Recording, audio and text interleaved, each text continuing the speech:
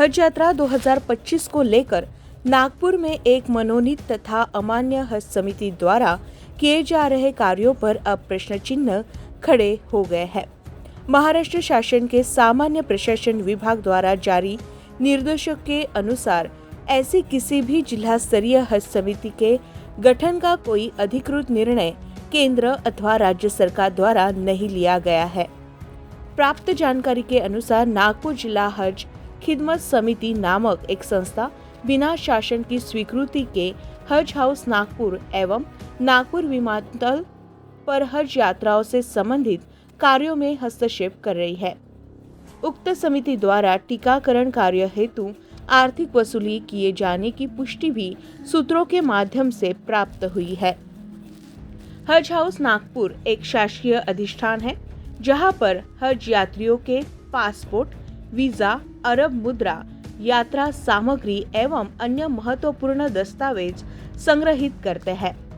ऐसे में किसी अनधिकृत समिति द्वारा परिसर में प्रवेश कर कार्य करना सुरक्षा एवं गोपनीयता की दृष्टि से अत्यंत चिंताजनक माना जा रहा है। राज्य शासन के अनुसार यह समिति न तो भारत की केंद्रीय हज समिति द्वारा मान्य है, न ही महाराष्ट्र राज्य हज समिति द्वारा। अंततः इस अवैध समिति पर शासकीय कार्यों में बाधा उत्पन्न करने तथा सार्वजनिक धन संग्रह के लिए तात्कालिक आपराधिक मामला दर्ज करने की मांग की गई है।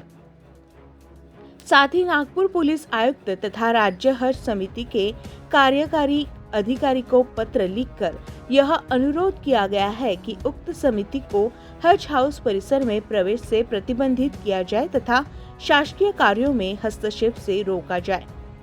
यात्रियों के परिजनों व आगंतुकों के लिए भी प्रवेश प्रणाली में कटाई बरतने की सिफारिश की गई है। Bureau report, news first, Nagpur. Nagpur हज हाउस में हाजियों के साथ बहुत परेशानी करना पड़ रही है।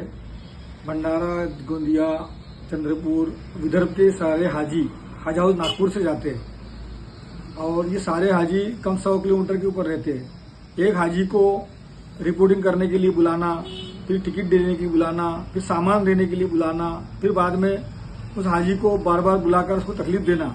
हाजी जाने आने में थक जाएगा तो वो अपने अरकान कैसे पूरे करेंगे।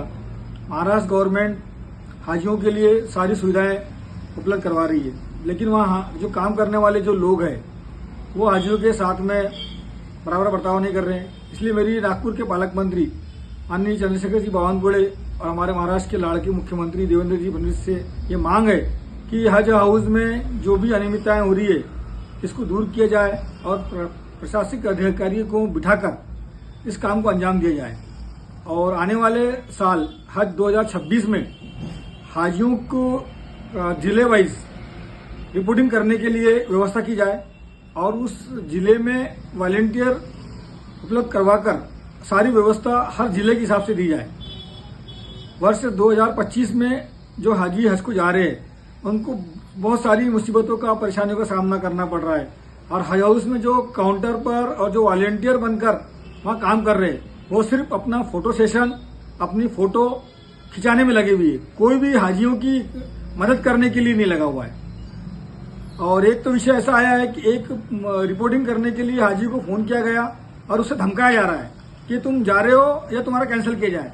इस तरह के काम करने वाले, काउंटर पर बैठने वाले हाजियों को तकलीफ देने वाले वॉलंटियर हो या प्रशासनिक अधिकारी हो, उनके खिलाफ कार्रवाई करनी चाहिए।